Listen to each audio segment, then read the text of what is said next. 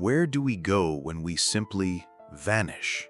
We're not talking about an ordinary case. We're talking about disappearing into thin air in the middle of the ocean or from an isolated place without leaving a single trace. Welcome to Light and Shadow's Global Channel, the place where we investigate the mysteries that live between the known and the unexplainable. Today, we open the files on 5 cases that challenged the most brilliant minds and left the world with a single question: how?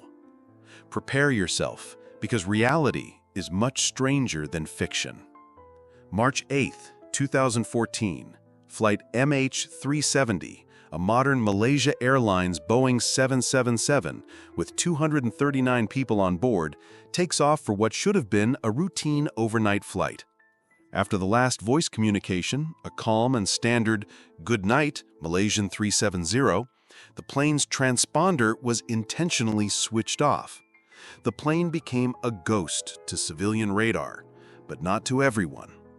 Military radar tracked it making a series of inexplicable maneuvers, deviating drastically from its route and flying south.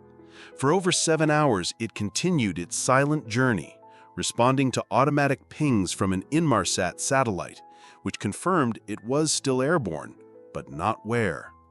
The investigation focused on Captain Zahari, a respected veteran, but on whose home flight simulator a route very similar to that final, fatal journey was found. The cargo also raised suspicion. Besides mangosteens, the plane carried a large shipment of lithium-ion batteries, known for their fire risk. Years later, confirmed debris from MH370, like a flaperon, washed up on African coasts, proving the crash into the ocean, but failing to answer the main question: why? What happened in that cockpit to turn a commercial flight into a silent, suicidal journey over one of the most remote places on Earth? On the eve of Thanksgiving, 1971, an ordinary-looking man in his 40s, wearing a suit, tie, and sunglasses, boarded a Boeing 727 using the name Dan Cooper. After takeoff, he lit a cigarette, ordered a bourbon and soda, and with unnerving calm handed a note to a flight attendant. The note announced a bomb in his briefcase and demanded $200,000 in unmarked $20 bills and, crucially, 4 parachutes. The demand for multiple parachutes was a masterstroke, suggesting he might take hostages and preventing authorities from giving him sabotaged equipment. During the stop in Seattle, his demands were met. Cooper released the 36 passengers, refueled the plane, and ordered it to fly low and slow towards Mexico City.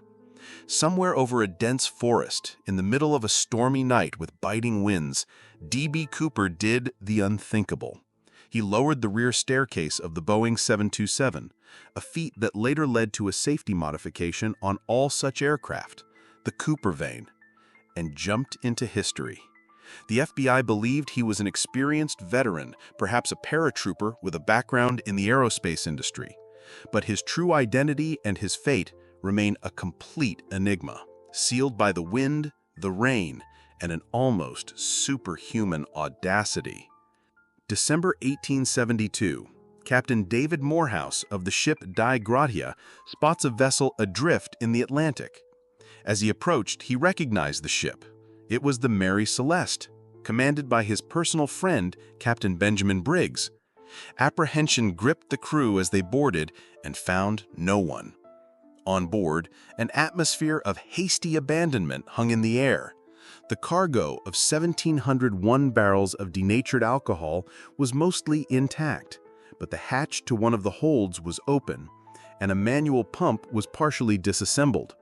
In the captain's cabin, the logbook contained no entries of panic. The last entry, from 10 days prior, placed the ship hundreds of miles from where it was found. The most revealing clue was the absence of the ship's only lifeboat and crucial navigational instruments, like the sextant and chronometer. The most accepted theory today speaks not of pirates or monsters, but of a rational fear. Vapors from some of the alcohol barrels may have leaked, and Captain Briggs, fearing an imminent explosion, might have ordered a temporary and orderly evacuation to the lifeboat. keeping it tied to the ship with a rope. A sudden change in weather or the snapping of the rope would have set them adrift in the middle of the ocean, forcing them to watch helplessly as their only salvation sailed away over the horizon. At the end of December 1900, darkness where there should have been light drew attention. The lighthouse on the desolate Isle of Elian Moor off the west coast of Scotland was out. The supply ship Hesperus arrived on the 26th to find a scene of Gothic mystery. The three keepers, Thomas Marshall, James Ducat, and Donald MacArthur, all experienced men of impeccable reputation, had vanished.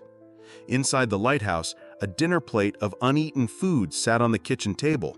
A chair was overturned, and a set of waterproof oilskins remained hanging, suggesting one of the men had ventured into the brutal winter weather without proper protection.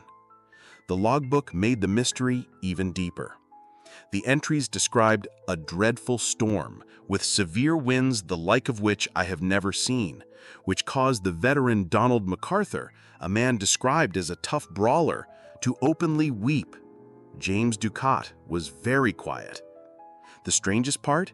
No such storm was reported in the area on those days. The final entry, dated December 15th, was cryptic. Storm ended, sea calm. God is over all. Were they swept away by a rogue wave? Or did the extreme isolation and the constant howling of the wind lead to a psychological tragedy, a shared madness that culminated in a deadly pact? The night of October 28, 1978 was perfectly clear over the Bass Strait in Australia. Frederick Valentich, a 20-year-old pilot who, coincidentally, had a keen interest in ufology, was on a training flight. That's when he contacted the Melbourne Air Traffic Control with a tense voice. He reported being followed by an aircraft with 4 bright green lights. Control confirmed he was alone in the sky. Valentich insisted, describing the object with increasingly bizarre details. "It seems to be playing some sort of game with me. It is orbiting above me."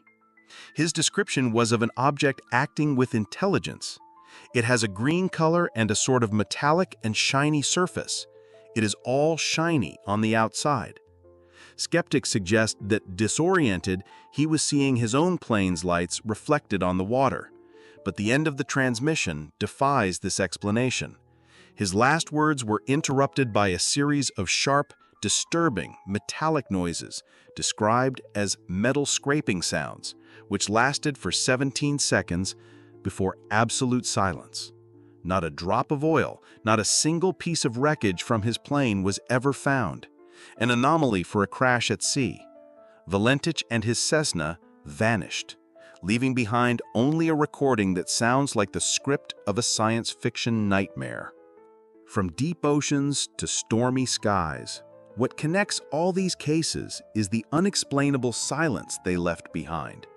They are reminders that our world still holds deep secrets, and that some questions may forever remain unanswered. Which of these mysteries captured you the most? Do you have a theory that no one has considered? Leave your comment down below. I really want to know what you think.